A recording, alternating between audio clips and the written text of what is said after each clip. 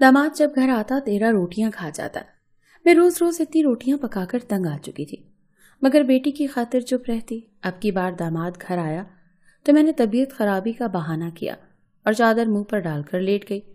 थोड़ी देर के बाद मुझे कुछ महसूस हुआ। जल्दी से पीछे मुड़कर देखा तो होश उड़ गए दामाद। शाम का वक्त था। मैंने क्लिनिक में कदम रखा तो वहां इतना रश था जैसे डॉक्टर ने महंगी दवाइयां नहीं बल्कि मुफ्त में मिठाइयां तकसीम करनी हो। मैं घुटनों के दर्द में पहले ही अधमुई सी वहां पहुंची थी। अब यहाँ की सूरत हाल देखकर मुझे बड़ी तप चढ़ी। ऐसा महसूस हो रहा था जैसे पूरा शहर ही बीमार होकर इस क्लिनिक में उमड़ आया था। अभी मैं यहाँ का जायजा ले ही रही थी कि 2-3 औरतें अंदर दाखिल हुईं और बेदर्दी से मेरे पांव पर चढ़कर आगे बढ़ी तो मैं दर्द से बिलबिला उठी। हाय हाय कमबख्तो, मेरा पांव ही जख्मी कर दिया। मगर वहां परवाही किसे थी और मेरी दुहाई कौन सुनता। सबको अपनी पड़ी थी। मैं समझ गई कि ये घी सीधी उंगलियों से निकलने वाला नहीं। मैंने एक हाथ से जरा सा पांव सहलाया और फिर औरतों को धक्के देती आगे पहुंच गई। अम्मा आराम से, क्या कर रही हो खाला जी, मेरे पांव पर तो ना चढ़ो। इस जैसी कई आवाजें मुझे सुनाई दी, मगर मैंने किसी की आवाज पर कान न धरे और रश को चीरती हुई आगे पहुंच गई और आखिरकार डॉक्टर के सामने बैठने में कामयाब हो ही गई। कहो अम्मा, तबीयत तो ठीक है ना? कमबख्त डॉक्टर ने मुझे देखकर अपने दांतों की नुमाइश की और अपनी खुश इखलाकी झाड़ी तो मैं बोली, हाँ बाबू, तबीयत बिल्कुल ठीक है, तुझे आशीर्वाद देने आई हूँ। ये सुनकर डॉक्टर के पास खड़ा डिस्पेंसर खी खी खी करके हंसने लगा, जबकि डॉक्टर शर्मिंदा होकर मेरा चेकअप करने लगा। खैर, डॉक्टर से वापस होकर मैंने उसी औरतों के तूफान से गुजरकर बैरूनी दरवाजे तक पहुंचना था। ये मरहला सर करने के लिए मैं अभी रश में घुसी ही थी कि एक लहीम शहीम सी औरत मुझसे लिपट गई। आबदा, तू, मेरी प्यारी बहन, कितनी कमजोर हो गई है। मैं जो इस मुसीबत पर परेशान खड़ी रह गई थी, बड़ी मुश्किल से अपना चेहरा ऊपर उठाकर उस औरत को देखा तो वो कोई और नहीं बल्कि मेरी बचपन की दोस्त असगरी थी, जिसे मैं कई साल बाद देख रही थी। इतने सालों बाद उसे अपने सामने देखकर मेरा सारा गुस्सा और चिड़चिड़ापन लंबी उड़ान भर गया। हम दोनों ने एक दूसरे का हाल अहवाल पूछा और मैंने उसे अपने घर का एड्रेस समझाने के बाद उसे अपने घर आने की दावत दी और खुदा हाफिज कहकर वहां से चल दी। मैं जो अपने घुटनों के दर्द में वहां बड़ी मुश्किल से पहुंची थी, अपनी पुरानी दोस्त से मिलने के बाद जब हवा में उड़ती हुई घर में दाखिल हुई तो रवाहा मुझे देखकर हैरान रह गई और बोली, क्या बात है अम्मा, बड़ी खुश आई हैं, कहीं डॉक्टर ने कोई जादू तो नहीं कर दिया? ये सुनकर मैं हंस पड़ी और बोली, चल हट, बातें ना बना और घर की सफाई शुरू कर दे। मेरी बचपन की दोस्त मुझसे मिलने आने वाली है। मैंने बेटी को काम से लगाया और उसने एक दिन में ही पूरा घर चमका डाला। अगले दिन शाम के वक्त अस्करी अपने बेटे के साथ मेरे घर आ गई। मैं बड़ी खुश हुई और रवाहा को अच्छा सा एहतमाम करने के लिए किचन में भेज दिया। उसका बेटा बड़ा ही खूबसूरत था। मैंने उसके बारे में पूछा तो अस्करी ने उसकी तारीफों के पुल बांध दिए। ये मेरा बेटा है दिलबर, मेरा सबसे शरीफ और समझदार बच्चा। सबकी शादियां हो गई, एक बस यही बचा है। दुआ करो मेरी बहन के जल्द अज जल्द मैं इसका फर्ज भी पूरा कर दूं। बस किसी नेक बच्ची की तलाश है। तुम बताओ अपनी रवाहा का, उसका रिश्ता हो गया? मैंने शराफत से नजर झुकाए बैठे दिलबर को पसंदीदगी भरी नजरों से देखकर कहा, नहीं बहन, आजकल अच्छे रिश्ते मिलते ही कहाँ हैं। जो लोग मिलते हैं वो लालची निकलते हैं। मेरी बात सुनकर अस्करी बड़ा खुश हुई और बोली, लो जी, कर लो गल। मेरे दिलबर के होते हुए रिश्ते के लिए परेशान हो रही है। मैं अपनी तरफ से ये रिश्ता पक्का करती हूँ। तुम जितनी चाहे मालूमात करानी हो करा लेना। मेरा दिलबर लाखों में एक है। जरा रवाहा बेटी को तो बुलाना, मैं शगुन के पैसे उसके हाथ पर रख दूं। ये कहकर मेरी प्यारी दोस्त ने अपने बटुए के अंदर से 101 रुपया शगुन के लिए निकाला तो मैंने रवाहा को आवाज देकर बुला लिया और कहा, छानबीनी कैसी?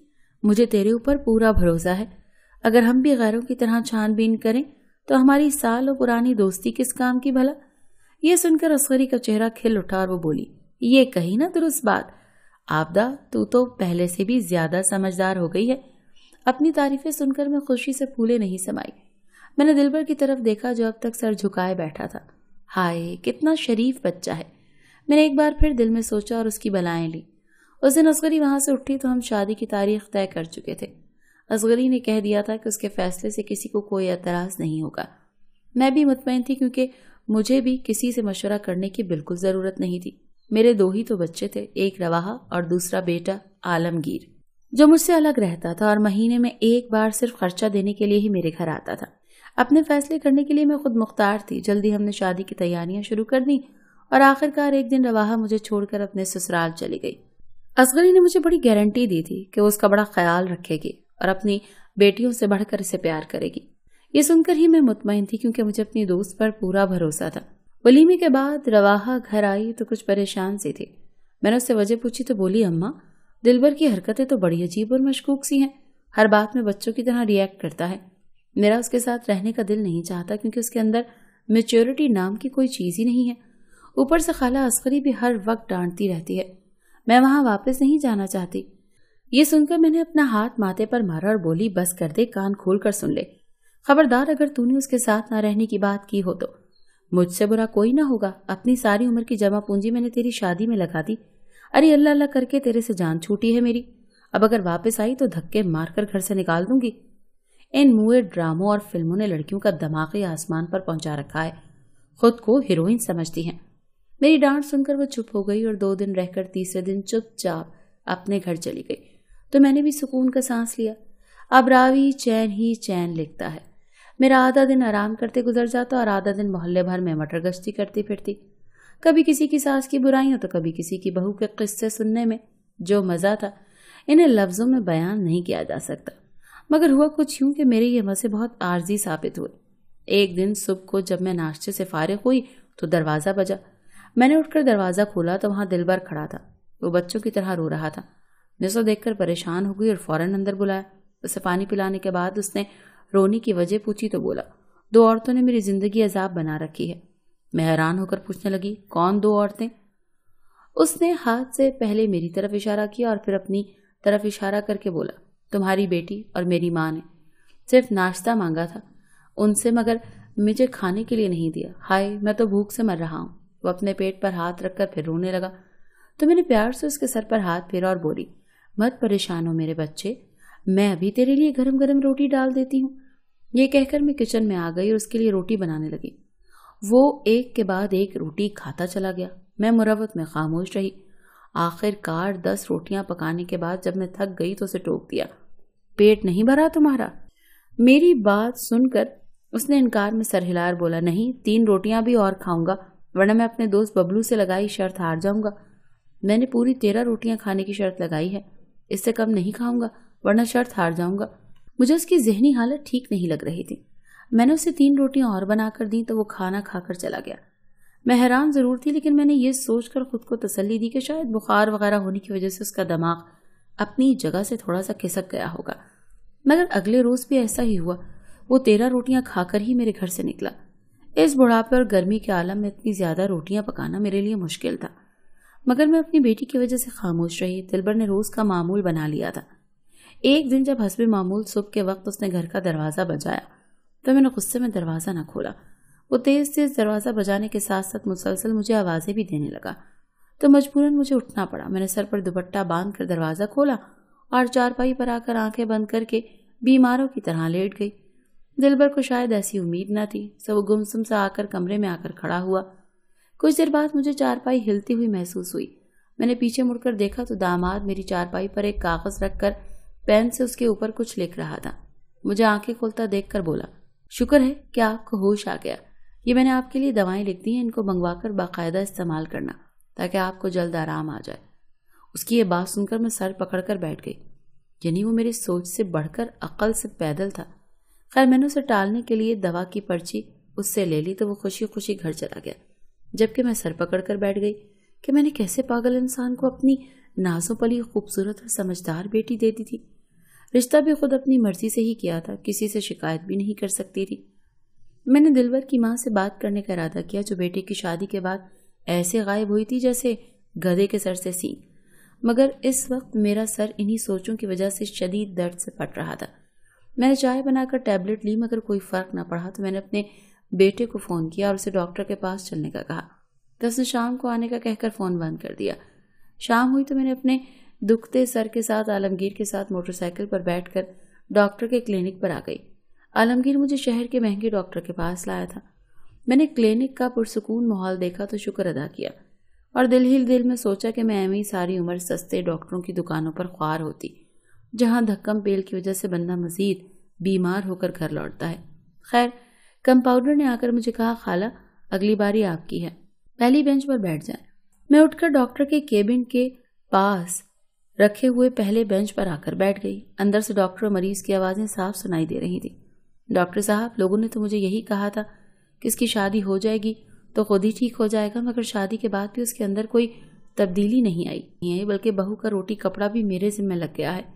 بڑی پریشان ہوں جی، کہیں لے کر جاؤں تو جب تک چیز کا لالچ دے کر رکھوں چپ چاپ بیٹھا رہتا ہے، ورنہ اپنی بچکانہ حرکتوں پر اتر آتا ہے۔ یہ آواز بڑی جانی پہچانی تھی اور 1 منٹ میں ہی مجھے اندازہ ہو گیا کہ کسی اور کی نہیں بلکہ میری دوست اصغری کی آواز ہے۔ ساتھ ساتھ دلبر کی بھی آواز سنائی دینے لگی، جو شاید ڈاکٹر سے ماں کی شکایتیں لگانے لگا تھا۔ مجھے اس کی باتوں میں کوئی دلچسپی نہ تھی، کیونکہ اس وقت میرا خون کھول رہا تھا اور مجھے کوئی بات سمجھ نہیں آ رہی تھی۔ اماں، یہ تو رواحہ کی ساس اور اس کے شوہر کی آواز لگتی ہے۔ میرے ساتھ بیٹھا عالمگیر بھی بولا تو میں نے ہونٹوں پر انگلی رکھ کر اسے چپ رہنے کا اشارہ کیا اور جس راستے سے کلینک میں داخل ہوئی تھی اسی راستے سے واپس نکل گئی۔ اب میں باہر کھڑی جلے پیر کی بلی بنی اصغری کا انتظار کرنے لگی۔ وہ جلدی دوسرے گیٹ سے باہر نکلی تو میں نے اسے موٹی کو دھکا دے دیا۔ اچانک دھکا لگنے کی وجہ سے وہ بڑی بری گری۔ میں نے موقع کا فائدہ اٹھایا اور زمین پر بیٹھ کر اس پر برس پڑی۔ سب لوگ حیران ہو کر ہمیں دیکھنے لگے۔ اپنے پاگل اور ناکارہ بیٹے کے لیے تجھے میری معصوم بچی ہی ملی تھی؟ گھٹیا عورت، گھٹیا عورت! میں تیز آواز میں بول رہی تھی اور ساتھ ہی ساتھ تیزی سے میرے ہاتھ بھی چل رہے تھے۔ کچھ لوگ ہمارا ذاتی فیملی مسئلہ کہہ کر آگے بڑھے، کچھ تماشا دیکھنے لگے، جبکہ کچھ لوگ مجھے پیچھے ہٹانے کی کوشش کرنے لگے۔ اصغری اس اچانک مصیبت پر حیران پریشان سی پٹ رہی تھی۔ بڑی مشکل سے عالمگیر نے مجھے وہاں سے ہٹایا تو میں ہانپتی کانپتی اپنے کپڑے جھاڑتی ہوئی اٹھی اور اسے رواحہ کے پاس چلنے کا کہا۔ عالمگیر تیزی سے بائک کو دوڑا کر دھوکے باز اصغری کے گھر پہنچا تو گھر کو تالا لگا ہوا تھا اور پریشان حال سی رواحہ دروازے کے باہر چبوترے پر بیٹھی رو رہی تھی۔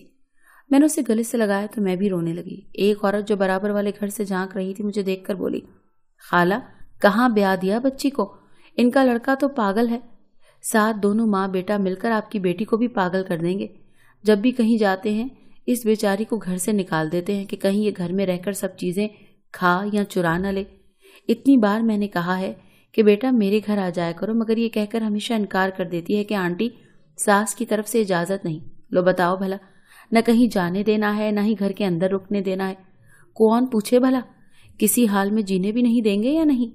وہ عورت تو اپنے دل کا کہہ کر گھر کے اندر چلی گئی، جبکہ میں اور عالمگیر رواحہ کو اپنے ساتھ لے کر گھر آ گئے تھے۔ گھر آنے کے بعد رواحہ کو پانی وغیرہ پلانے کے بعد عالمگیر بولا، اگر وہاں ایسے حالات چل رہے تھے تو اماں کو بتا دیں تاکہ ہم لوگ مسئلے کا کوئی حل نکال لیتے۔ یہ سن کر رواحہ نے سر جھکایا اور بولی، بھائی میں نے اماں کو بتانے کی کوشش کی تھی مگر انہوں نے مجھے چپ کرا دیا۔ بیٹی کی بات سن کر میں نے شرمندہ ہو کر سر جھکا لیا اور بولی، پہلے زمانے میں بیٹیوں کو مائکے کا کوئی آسرا نہیں دیا جاتا تھا تاکہ وہ سسرال میں دل لگائیں۔ مجھے معاف کر دو بیٹی، میرا کوئی غلط مطلب نہیں تھا۔ یہ سن کر رواحہ بولی، رہنے دو امی، جو ہونا تھا سر ہو گیا، میرے نصیب میں شاید یہی لکھا تھا۔ اگلے کچھ دن ہم نے اصغری اور دلبر پر کیس کر کے انہیں جیل کی ہوا کھلا دی تاکہ وہ دھوکے باز لوگ دوبارہ کسی لڑکی کی زندگی سے کھیلنے کا سوچ بھی نہ سکیں۔ مگر اب میری بیٹی مسکرانا بھول چکی تھی۔ دلبر سے طلاق لینے کے بعد بھی وہ اپنی زندگی میں نہ لوٹ سکی اور بیمار رہنے لگی۔ کافی عرصے تک اس کا علاج چلا اور اسے مکمل ذہنی اور جسمانی طور پر ٹھیک ہونے میں 2 سال لگ گئے۔ میں نے پھر ایک اچھا رشتہ دیکھ کر بیٹے سے مشورہ کر کے خوب چھان بین کی اور جب ہر طرح سے اطمینان مل گیا تو اس کی دوبارہ شادی کر دی، کیونکہ ایک بات مجھے اچھی طرح سے سمجھ آ گئی تھی کہ بیٹیاں بوجھ نہیں ہوتی۔ کسی بھی تعلق کو بنیاد بنا کر بیٹیوں کے بارے میں اعتبار کرنا بہت بڑی بے وقوفی ہوتی ہے۔ بیٹیاں مسکرانا بھول جائیں تو راتیں آنکھوں میں کٹ جاتی ہیں اور کسی پر سکون نصیب نہیں ہوتا۔